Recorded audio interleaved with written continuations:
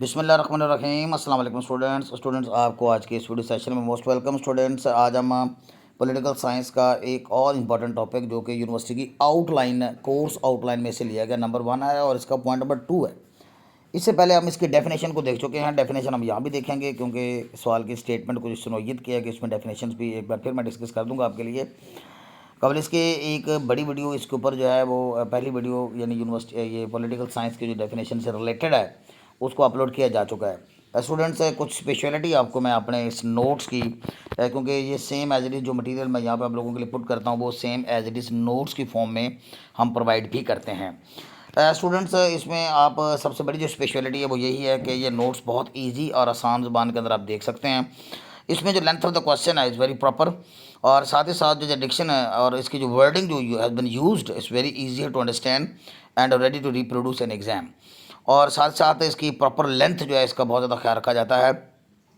और साथ ही साथ ये स्टूडेंट्स ये वीडियोस जो होती है ये इक्वली इफेक्टिव होती है फॉर दोस्त जो बिजी होते हैं जब पढ़ नहीं सकते। मोस्ट ऑफ द स्टूडेंट्स हमारे जहाँ पाकिस्तान के अंदर ये है कि they send their admission through some private colleges and they prefer to study at home through by using different social media channels including YouTube. तो ये वो सिलसिला करते हैं। तो इसमें मैंने नंबर हेडिंग्स भी ज़्यादा ऐड की होती हैं और साथ ही साथ हेडिंग के नीचे मैं 4-5 जुमले ऐड करता हूँ। उसमें से आप फर्स्ट 2 सेंटेंसेस भी ले लें तो तभी आपके साथ क्या हो जाएगा सवाल के जवाब के साथ इंसाफ आप कर जाएंगे। फिर इसको कंक्लूड करने का एक तरीका। तो ये सारा इसके फीचर्स हैं स्टूडेंट्स हमारी आज की वीडियोज़ के। तो आइए अब हम आगाज़ करते हैं। इसमें स्टूडेंट्स हम सवाल के जो 2 पोर्शन है पहले उसको डिस्कस कर लेते हैं। ये सवाल 20 बार एग्जाम में आ चुका है। मतलब ये मुख्तलिफ वर्डिंग के साथ चेंज हो के आता है। Right A detailed note on political science. Political science पे डिटेल्ड नोट लिखे तो मुराद ये डेफिनेशन ही हो गई पॉलिटिकल साइंस से मुराद क्या है।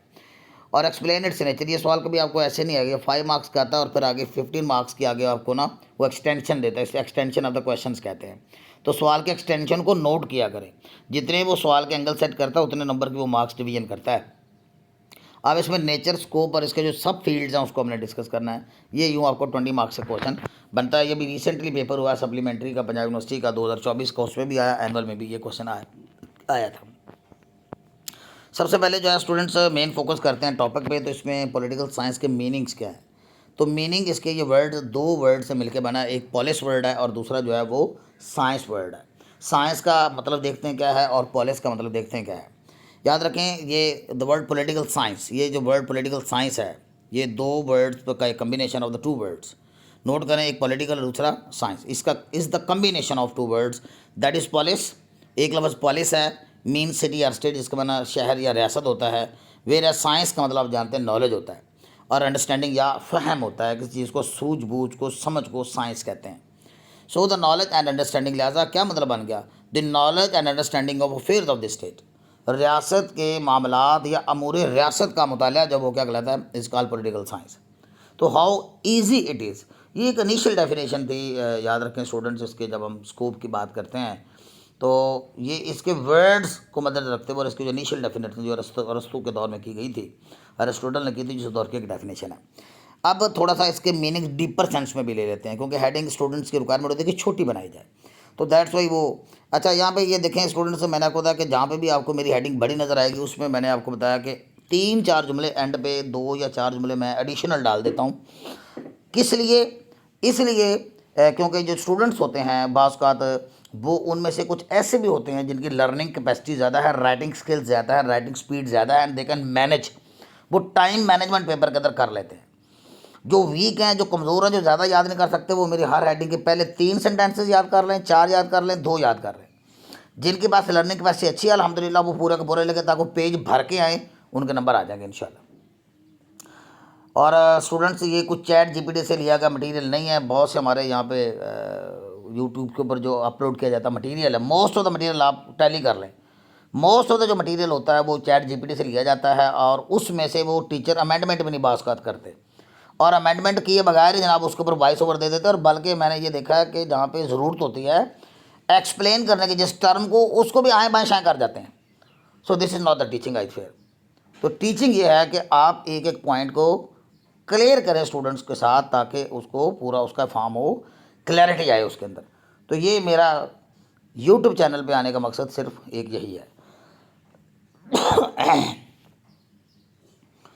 ए वो डिस्कस इन वाइडर सेंस, अगर हम वाइडर सेंस में बात करते हैं, political science is study of power.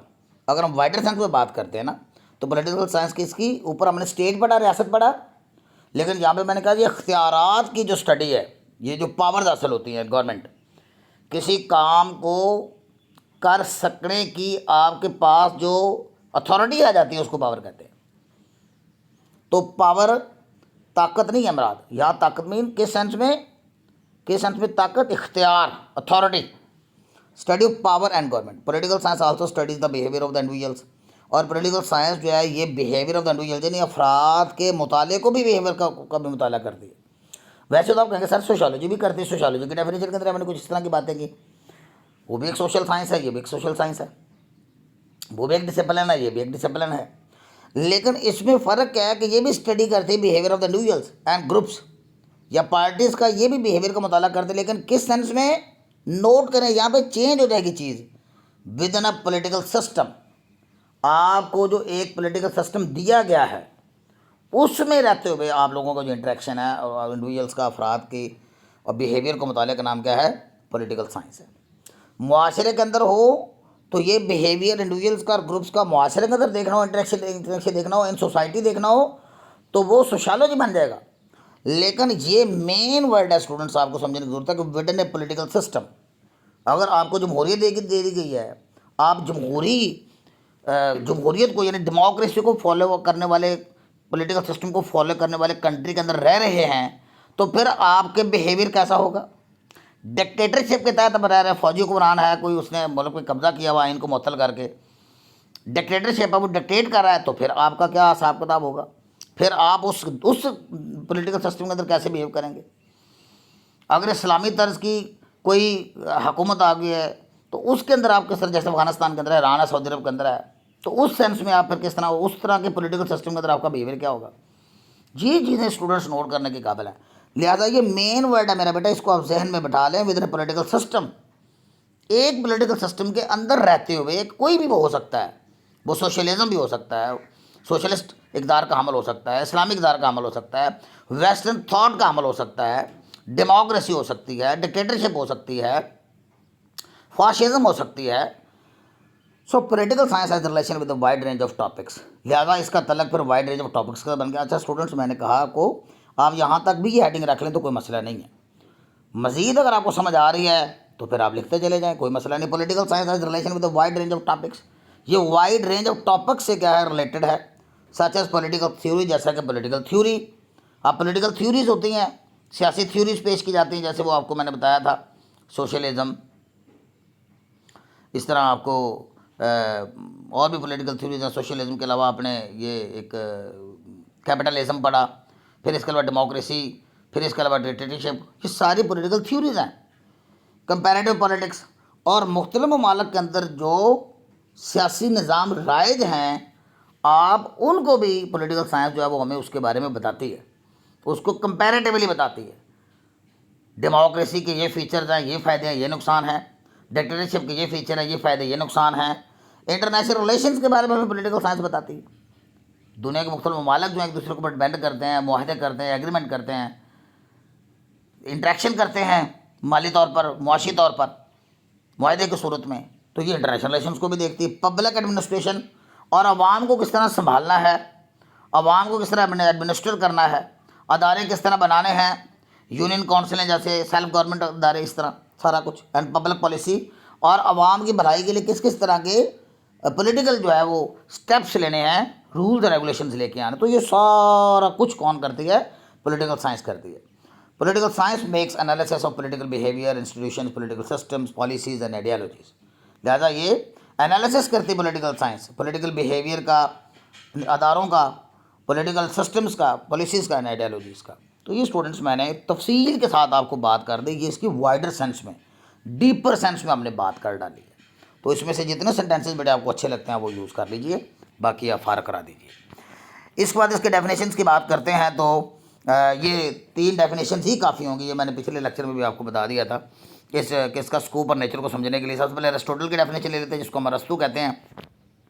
अरस्तू ने कहा था कि political science is the study of the state. Note कीजिए, मैंने जो ऊपर आपको इसका जो मीनिंग बताया ना शुरू में ही, तो मैंने इसका बताया था कि ये स्टेट की स्टडी का नाम है।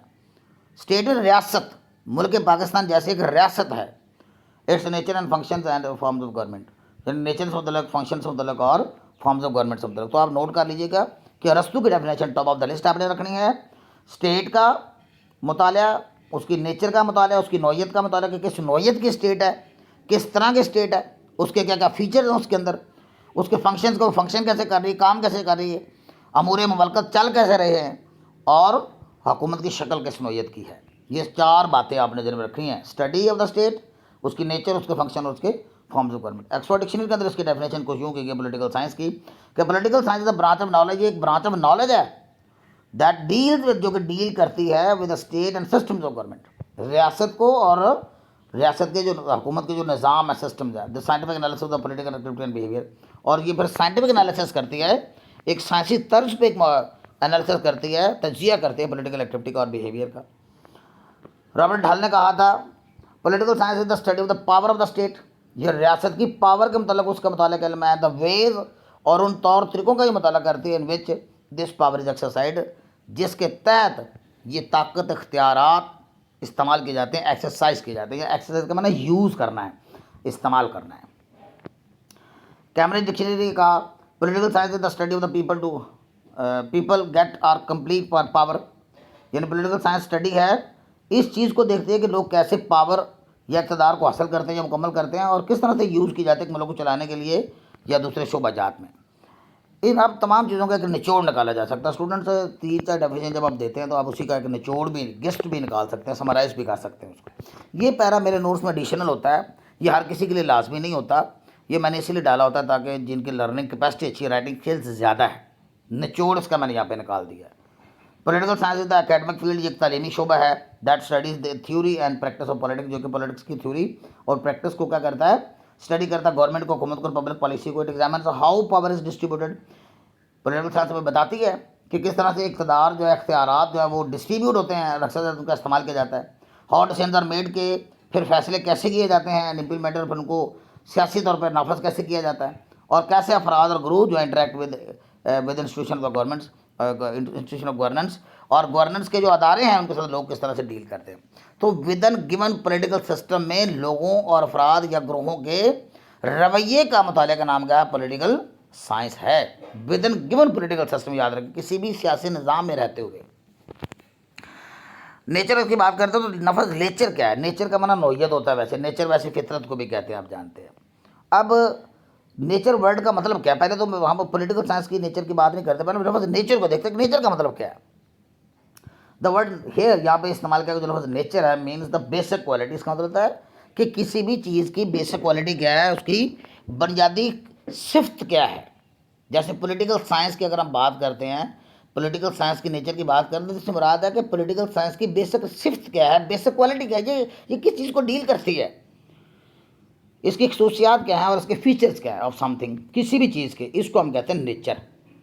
अब जैसे देखें, नेचर हमें बताती है, it tells what something really is, कि असल में कोई चीज़ है कैसी हकीकत में और ये कैसे काम करती है। ये तो हो गया। जैसे मैं आपको मिसाल देता हूँ, पानी की नेचर क्या होती है कि ये गीला करता है, ये गीला होता है और ये बहता है। पानी का गीला होना, अपने अंदर एक गीले पानी की सिफ्त रखना और फिर बहने की सलाहियत रखना, इसको हम कहते हैं वाटर।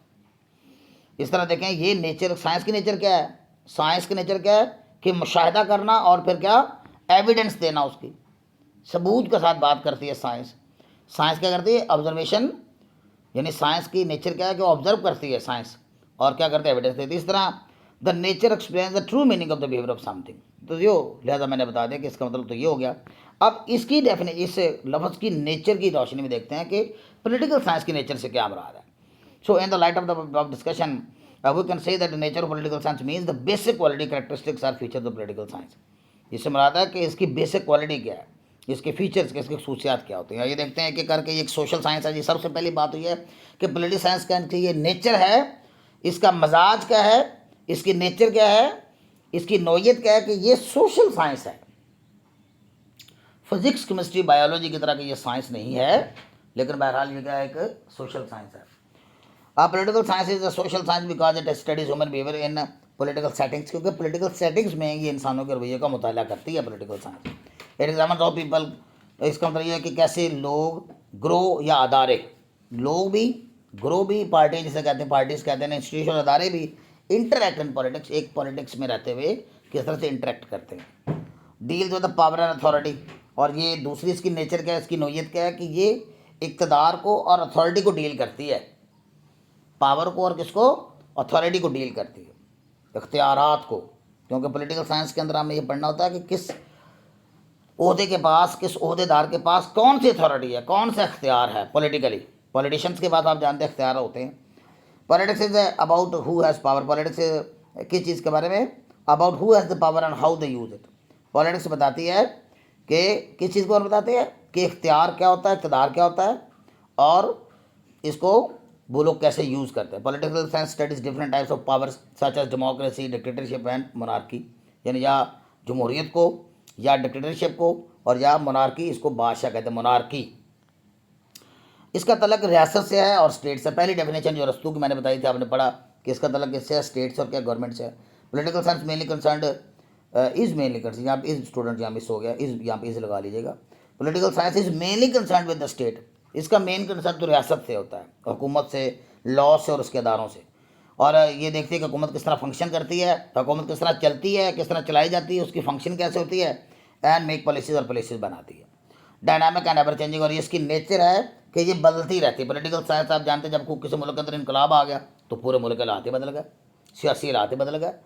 किसी मुल्क के अंदर इनकलाब नहीं आया, जुल्म ज़्यादतियाँ बढ़ती जा रही हैं, वो हालात ही बदल गए किसी मुल्क में। तो ये रेवोल्यूशन आने की सूरत में, या किसी भी तरह से टेक्नोलॉजी आ गई है, तो इस तरह इसकी माहियत भी चेंज हो जाती है, इसकी नेचर भी चेंज होती जाती है। तो लिहाजा पॉलिटिकल साइंस की ये नेचर है कि ये चेंज होती रहती है, इसके अंदर इजाफा होता रहता है। ये डायनामिक है, ये मुतारक है, ये स्टैटिक चीज़ नहीं, ये रुकी हुई चीज़ नहीं है, ठीक है। इसके अंदर बहुत से एडिशन हो गए। अब पॉलिटिकल साइंस एक बड़ा, एक वसी, एक कह लो कि फील्ड बन गया। It is the nature of the political science that it keeps changing with the passage of time, ये कि वक्त गुजरने के साथ साथ ये बदलती रहती है। So it has a revolutionary nature, है इसकी एक इनकलाबी नेचर है, सॉरी एवोल्यूशनरी नेचर है। एवोल्यूशन होता है किसी चीज़ के अंदर, किसी चीज़ से कुछ चीज़ निकलते चली जाए, इवॉल्व होना, तो एवोल्यूशनरी नेचर इसकी है। That's what is called dynamic, लिहाजा इसे मुतहर्रक कहते हैं, डायनामिक कहते हैं। ये मुसलसल बदलने वाली, स्टैटिक नहीं, रुकी हुई चीज़ नहीं है। And emergency politics chief changes due to wars. अब हमारे पाकिस्तान का अंदर फर्ज का देखें, जंग हो जाए तो किस तरह से देखें कि पॉलिटिक्स जो है वो क्या हो जाएगी, वो बदल जाएगी। वहाँ पे देखिए इसराइल के अंदर जो है वो, सॉरी फ़लस्तीन गज़ा के अंदर आपने देखा है, इसराइल जो है वो अटैक कर रहा है, तो वहाँ की पॉलिटिक्स वैसी रहेगी जैसे पहले थी, पॉलिटिक्स बदल गई वहाँ पे।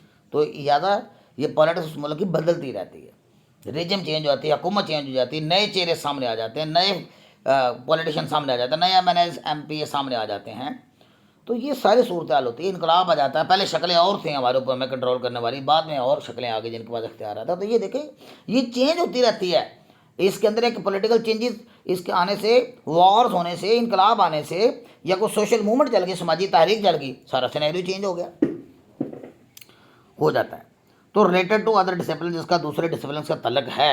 वैसे तो ये सारी जो डिसिप्लिन है ना, हमारी सोशियोलॉजी है, इकोनॉमिक्स है, लॉ है, हिस्ट्री है, एंथ्रोपोलॉजी है, ये सारे ही एक दूसरे से इंटर रिलेटेड है। सोशियोलॉजी भी मैंने आपको बता दिया, तो ये इसका भी तल्लक है दूसरों के साथ।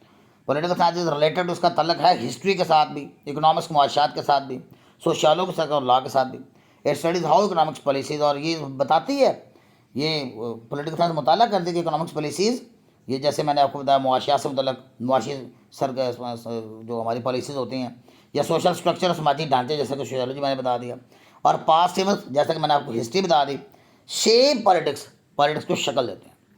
तो माजी के होने वाले वाक़यात हमारे समाजी ढांचे, हमारी मुआशी पॉलिसियाँ शेप देती हैं, शक्ल देती हैं किसको, पॉलिटिक्स को। लिहाजा इसका तल्लुक़ दूसरों से है।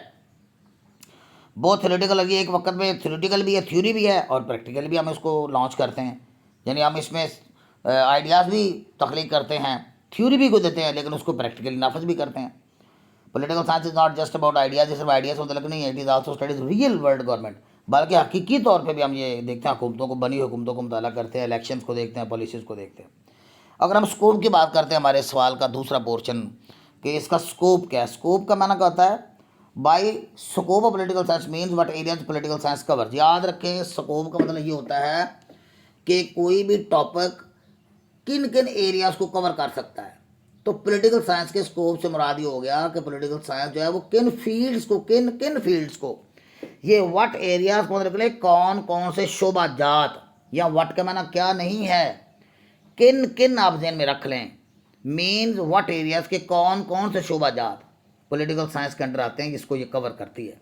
ये इसका स्कोप होता है। किसी भी सब्जेक्ट का जो स्कोप है उससे मुराद का होता है कि वो सब्जेक्ट किन किन चीज़ों को, किन किन आइडियाज़ को, किन किन एरियाज़ को एड्रेस करता है, डील करता है, मुताला करता है, उसके बारे में बताता है। एट द स्टार्ट, शुरू में तो इसका सिनेरियो पॉलिटिकल साइंस का बहुत लिमिटेड था स्कोप, ये बहुत से कम एरियाज़ को डील करती थी, लेकिन वक्त गुजरने के साथ साथ ये लिमिटेड था, लेकिन वक्त को उसका स्कोप वाइडर और वाइडर होता चला गया। अब स्टडी ऑफ द स्टेट, ये आपको मैंने शुरू डेफिनेशन में बता दी, ये political science study of the state है, ये अरस्तू की डेफिनेशन भी हमने पढ़ लिया। फिर ये study of the government laws है, यानी हुकूमत के जो कवानीन हैं उनका मुताला करती है। यानी पॉलिटिकल साइंस रियासत का भी मुताला करती है, डील करती है, देखती है, हमें बताती है, और ये हमें एनालाइज करके बताते हैं मुख्तलिफ हुकूमतों को, जैसे कि democracy, monarchy, dictatorship and studies laws that govern society, जो कि माशरों को चलाते हैं, उनको बने, इनको भी देखती है। इंटरनेशनल रिलेशंस को भी कौन देखती है? पॉलिटिकल साइंस देखती है। कौमें एक दूसरे के साथ तल्लुकात, ये देखें मनी कंट्रीज एक दूसरे से जुड़े हुए हैं, many countries of the world depend on one another for various needs. किसी मुल्क के अंदर नमक ज़्यादा है, पाकिस्तान के अंदर, तो पाकिस्तान नमक एक्सपोर्ट कर रहा है, इंडिया को एक्सपोर्ट कर रहा है, बहुत से मुल्कों को नेचुरल नमक जो है एक्सपोर्ट कर रहे हैं। किसी मुल्क के अंदर गोल्ड ज़्यादा है, किसी मुल्क के अंदर गंदम ज़्यादा है, किसी मुल्क के अंदर जो है वो मेडिसिन जो है वो क्या वो ज़्यादा है, तो किसी मुल्क के अंदर टेक्नोलॉजी क्या वो ज़्यादा है। तो हम कुछ चीज़ें देते हैं, कुछ ले लेते हैं, कुछ सेल आउट करते हैं, कुछ हम उनसे मंगवाते हैं। तो ये सारे मुल्क एक जैसे तो खद्दो खाल के अमल नहीं है।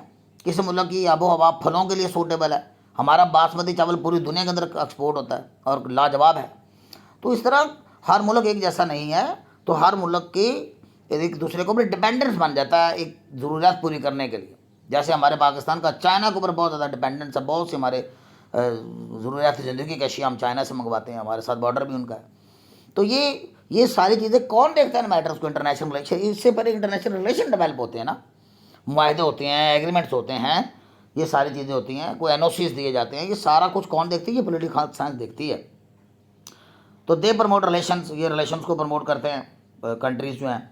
Therefore political science studies international relation studies how countries interact with one another. How, ये लफ्ज़ हाउ है, हु लिख दिया, हाउ है, HOW, how countries form alliance, और कैसे मुल्क आपस में एक अलायंस बनाते हैं, एंड हैंडल कन्फ्लिक्ट्स, और कन्फ्लिक्ट्स को करते हैं, हल करते हैं। पॉलिटिकल इंस्टीट्यूशंस को ये देखता है, दुनिया भर के इदारों के अलावा जो हमारे घरेलू, हमारे अपने मुल्क के अंदर जो डोमेस्टिक इंस्टीट्यूशन होते हैं उनको भी ये देखती है, जैसे पार्लियामेंट को देखती है, अदालती निज़ाम को देखती है पॉलिटिकल साइंस, पॉलिटिकल पार्टी को भी देखती है पॉलिटिकल साइंस, इलेक्शंस को भी देखती है। ये तो हो गया हमारे एक मुल्क के अदारे। बैनुल अक़वामी इदारों और तंजीमों को भी कौन देखती है? पॉलिटिकल साइंस देखती है, ये बताती है, उनके बारे में हमें ये बताती है। हमें कोई सोशोलॉजी आगे नहीं बताई जाती, हमें हिस्ट्री आगे नहीं बताई जाती, हमें एंथ्रोपोलॉजी नहीं बताती, हमें इकोनॉमिक्स नहीं बताती बैनुल अक़वामी इदारों के बारे में। हमें बैनुल अक़वामी इदारों के बारे में कौन बताता है? हमें बैनुल अक़वामी इदारों के बारे में स्टडी ऑफ इंटरनेशनल ऑर्गेनाइजेशन बताती है।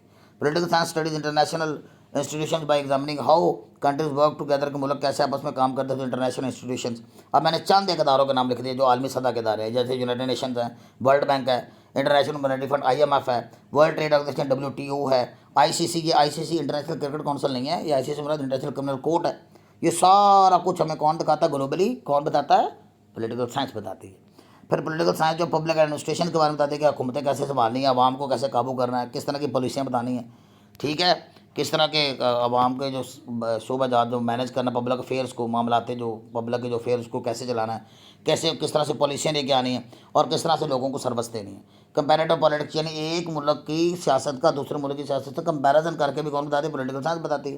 किसी मुल्क के अंदर बादशाह आता है, जैसे सऊदी अरब के अंदर है, इंग्लैंड के अंदर भी है, किसी मुल्क के अंदर डेमोक्रेसी है, किसी मुल्क के अंदर आपको पता है डिक्टेटरशिप है, फौजी हुक्मरान भी बैठे हुए हैं।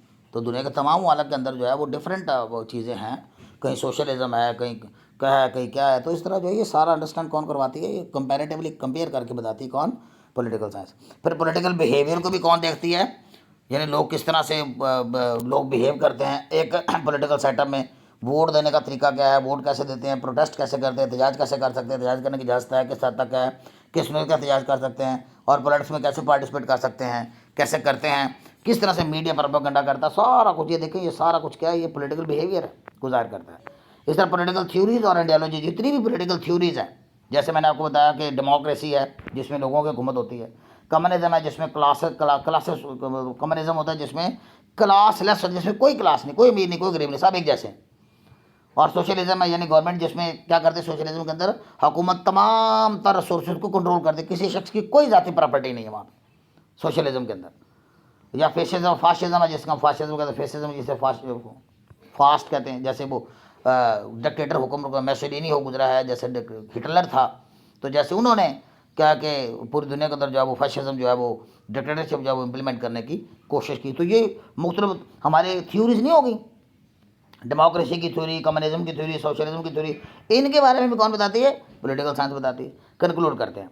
सो लिहाजा हम दर्जा बला गुफ्तगू की बुनियाद पर मुझे कह सकते हैं कि पॉलिटिकल साइंस एक वास्ट और डायनामिक फील्ड है, और ये मुताला करता है कि कैसे हुकूमतें फंक्शन करती हैं, कैसे पावर डिस्ट्रीब्यूट की जाती है, यानी इक़्तिदार डिस्ट्रीब्यूट होता है, और कैसे पॉलिसीज अफेक्ट लोगों को मुतासर करती हैं।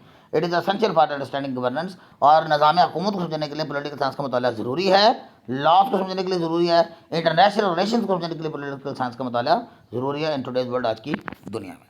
मैं स्टूडेंट्स उम्मीद करता हूं कि हमारा आज का जो लेक्चर आपके लिए मुफीद साबित होगा। इस तरह स्टूडेंट्स 14 लेक्चर की मैं एक सीरियल आप लोगों के लिए रखता होता हूं हमेशा, और 14 लेक्चर एज इट इज़ जैसे यहाँ पे अपलोड किए जाते हैं वैसे आपको नोट्स फराहम किए जाते हैं, बहुत रीजनेबल प्राइस पे, गिवन नंबर पे आप रब्ता कर सकते हैं। आपको वीडियो पसंद हो तो लाइक ज़रूर किया करें, शेयर भी किया करें। मिलते हैं नेक्स्ट वीडियो में। अल्लाह हाफ़िज़।